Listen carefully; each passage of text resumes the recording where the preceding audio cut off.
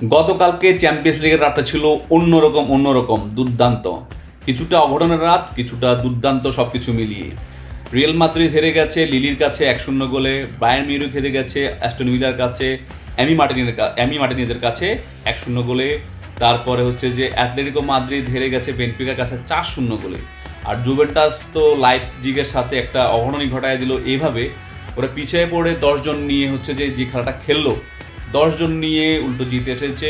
প্রথমে 6 মিনিটে ওদের ক্যাপ্টেন, জুভেন্টাসের ক্যাপ্টেন ব্রেমের চোট নিয়ে বের হয়ে যায়। 12 মিনিটে নিকোলাস গঞ্জালেস চোট নিয়ে বের হয়ে যায়। 30 মিনিটে হচ্ছে যে বেঞ্জামিন সেস্কোর গোলে জুভেন্টাস পিছিয়ে পড়ে। 50 মিনিটে গোলরক্ষক গেগ্রিও, মানে জুভেন্টাস গোলরক্ষক গেগ্রিও লাল কার্ড খেয়ে বের হয়ে যায়, 10 জনের প্লেয়ার হয়ে যায়। 59 মিনিটে 2-1 পিছিয়ে পড়ে।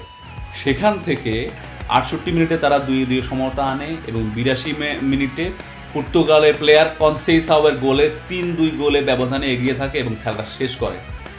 10 জন প্লেয়ার নিয়ে যেখানে কোচটা সবসময় সর্বোচ্চ চিন্তা করে ড্র করা, সেখানে জুভেন্টাস যেটা করে দেখালো, এটা ইতিহাস।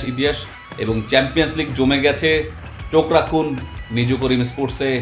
দেখা হবে চ্যাম্পিয়ন্স লিগ এবং বাংলাদেশের ক্রিকেট নিয়ে আরও অন্যান্য অনেক স্পোর্টস নিয়ে কথা হবে। চোখ রাখুন, ফলো করুন এবং ইউটিউবে সাবস্ক্রাইব করুন।